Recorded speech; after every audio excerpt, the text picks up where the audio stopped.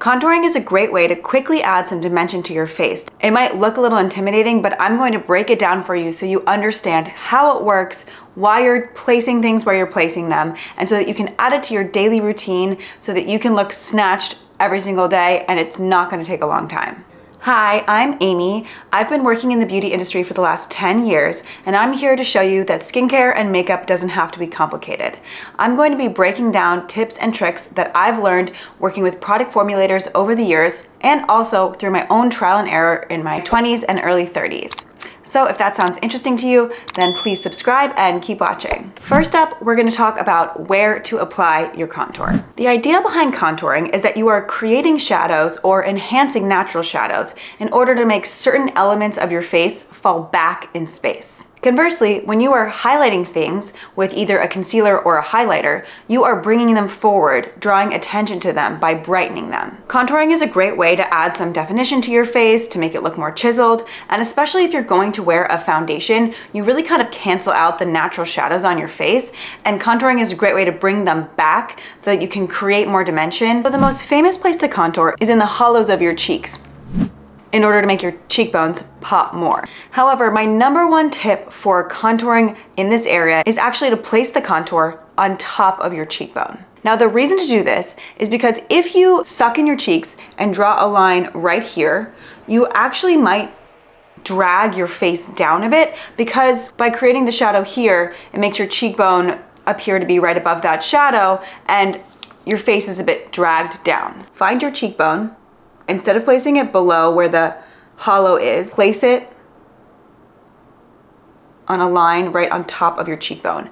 And what that's going to do is it's actually going to lift up your face and make your cheekbone look like it's higher than it is. When you blend, the product is naturally going to diffuse out a bit and it can drag down a bit. So that's why when you place the line up here and you blend it out, you're really going to create sort of a diffused shadow that lifts the cheekbone. If you drew it here, it could diffuse even lower and just really drag your face down. The next place to contour is your forehead. So with contouring this area, it's kind of to make your forehead a bit smaller and really just to sort of frame your face. Think of it kind of like the vignette filter on a photo. If you already have quite a small forehead, then you might want to skip this.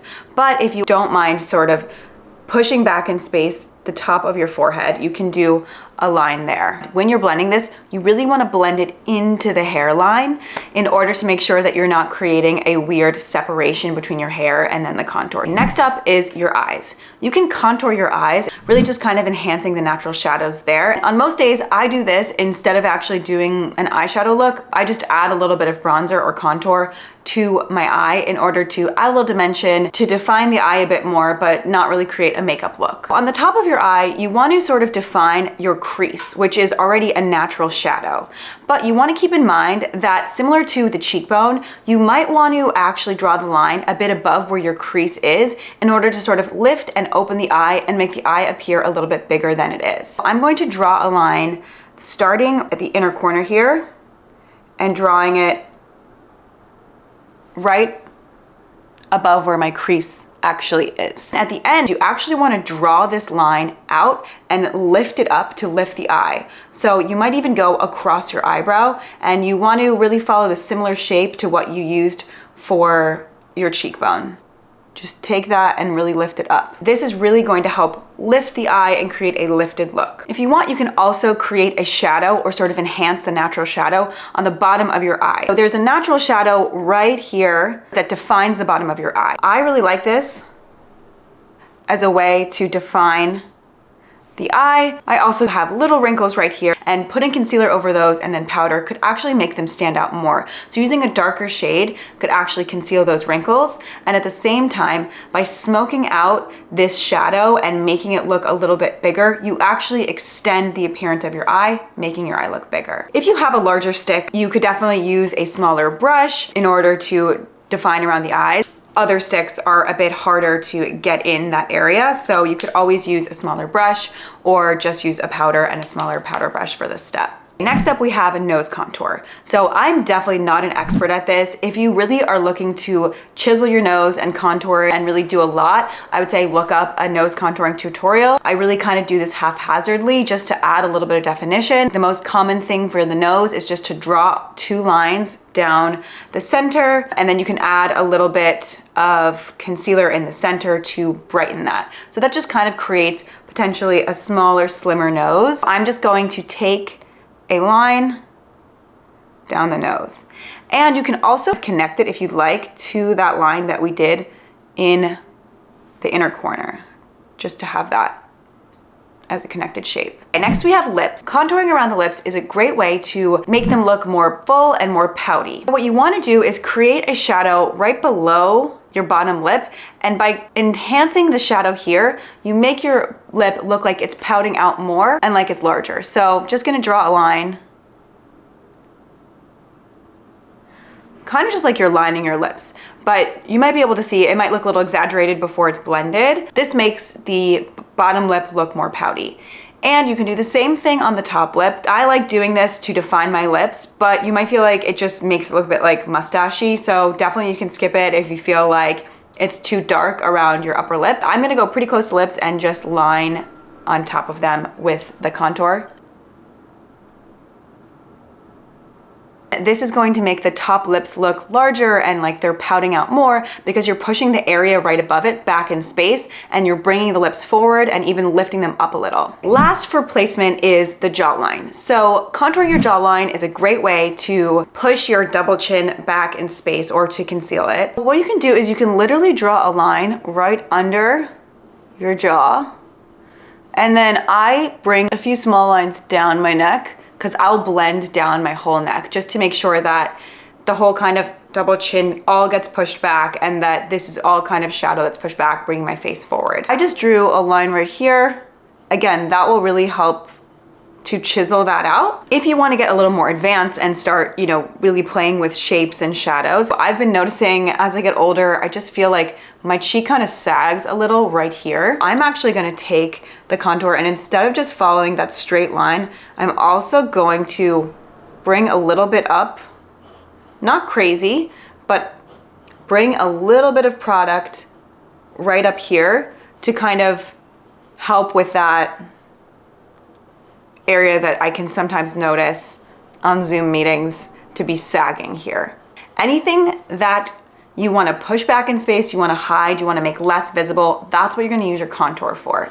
And by default, anything that you are pushing back in space, whatever is next to it is going to be brought forward. You can really play around, and I've seen people do all types of crazy shapes to reshape their face. I would say this is a pretty classic contouring placement focused on lifting, but you can play around with it based on your specific face. Next, you're gonna wanna blend everything out. So I'm just gonna use this sort of soft, dense kabuki brush to blend everything out using gentle, buffing, circular strokes. So we're just gonna blend. You wanna blend down to the neck and underneath the jaw. You really want to focus on blending up so that you lift the face instead of dragging it down. And you'll see even as I'm using upward motions, the product is blending a little bit down. For the forehead, you really want to blend it into the hairline.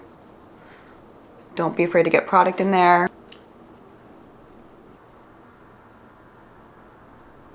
This is with it blended. You can see this side has the contour, this side doesn't.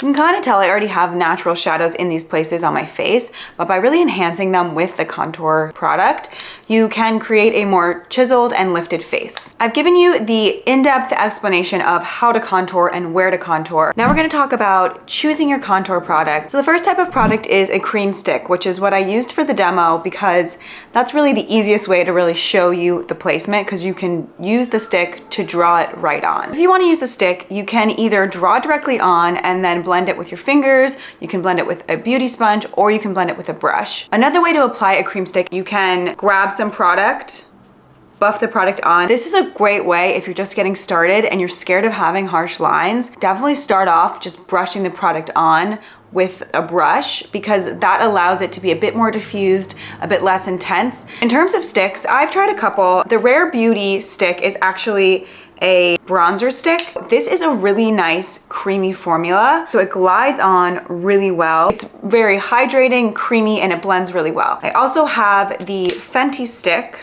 which is a little bit more matte, a little less hydrating, so it goes on a little bit rougher. It's not as smooth and creamy, and it's a tiny bit harder to blend. But because of that, the Fenty Beauty one is really better for long lasting. What I used on my face today was the NYX Wonder Stick. This one is kind of in between the two. It's not as creamy and smooth as the Rare Beauty, but it's not as dry and matte as the Fenty stick. So I really like this as an in-between. It blends pretty nicely. I feel like it lasts longer than the Rare Beauty. The next option is a cream pot. So this is the e.l.f. Putty Bronzer. So this is a cream, but it actually comes in a little pot like this. So in order to get it out, you can buy one of their brushes that actually has a scooper on one end and a brush on the other end, so you can scoop it out. I honestly use the back of my nails sometimes just to get a bit of product, and then you can blend it out. You can just take your brush and directly brush it in here and then blend the product onto your face. It's super affordable. I really like it. It goes on creamy. It's a nice creamy formula, and it dries to a nice soft, very soft powder finish. I just find myself reaching for it less because I don't like to have to scoop it out, but it is a really good product, and I do definitely recommend this one. Great affordable option. For liquids, the only one I have is this LA Girl Pro Conceal. So I think this is actually a concealer. I have it in shade Toast, and this was actually my first cream contour product. Comes with a little brush tip. I'm going to brush it on here. You can kind of just brush it on and then take a brush or a sponge or your fingers to blend it out. Another very popular liquid product would be the Charlotte Tilbury that comes with that sponge applicator where you can kind of dot it on and then blend it. So the last format is going to be a powder. This is probably going to be the easiest format in that you cannot be as precise because you're not going to draw a line on or kind of get as much of a concentrated color with a powder. It's probably going to be the fastest way and the way to get the most soft diffused look. So you can just take a powder, and I use a big fluffy brush. I just swirl the product and tap the excess and then buff it on in circular motions. In terms of what powder products to use for contour, you can really use a bronzer powder or a face powder. You just want to make sure that you're choosing a shade that works for contouring. So we're going to talk about shades in a second. In terms of which formats to use, you want to use the cream formats if you're looking for more of like a dewy kind of no makeup look, because that's going to look the most sort of like your skin. A powder is going to give you more of like a softer finish. Powders are going to last longer, and creams are going to fade throughout the day. If you are really trying to get the most intense look or the most long-lasting look, what you're gonna wanna do is start with a cream product and then layer on a powder to set it. So the cream will really get you that concentrated color where you want it, and then the powder is gonna come in and set that in place and add a little bit more color on top. So you intensify the look and set it in place in order to make it last all day. I typically will go in with a cream contour and then a bronzer powder on top. But on certain days, I will just go in with the powder if I want more of a softer look. And if I'm going for like a no makeup look and I want really a dewy finish, I don't want to look powdery at all, then I'll go in with just a cream or a liquid and keep that as the final finish. Now we're gonna talk about how to choose the right shade to contour with. With contour, what you're doing is creating a shadow on your face or enhancing a shadow. In reality, shadows are more gray. They're a grayer tone rather than a more orange tone. When you buy a bronzer, it's going to be warmer or a bit more orange because it's supposed to emulate the color you get when you get tan. It is a sun-kissed look, and so that's going to be a warmer, more orangey shade. With a contour, you're not trying to warm up the skin as much as you're trying to create shadows.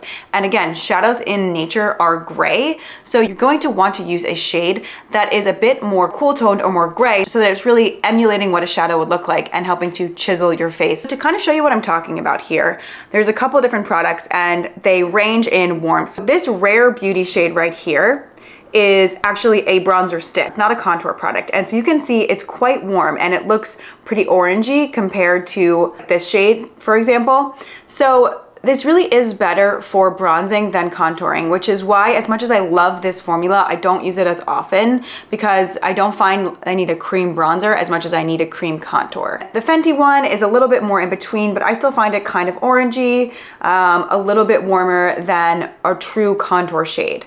So here we have our NYX stick, and I think this is probably the closest to a true contour shade. It's very cool. It has some gray tones in there, so I love this one. That's why I use it today. And then we have the e.l.f. again, a little bit warm. This is more of a putty bronzer, so it's a little bit warmer, a little more orangey. It's going to bring warmth to your face. It does depend on your skin tone. If you have more warm undertones, then you can probably get away with some of these warmer shades looking like a contour shade on your skin. I have a very cool undertone, so for me, I really look for as cool as possible. I want a very gray toned contour shade in order to really give me that shadow effect rather than a warmth sun-kissed look. One of the reasons that I love this Nabla bronzer in Soft Revenge is that it is a medium cool shade. Instead of being an orangey bronzer, it's really more on the cool end of things, which allows me to contour with it.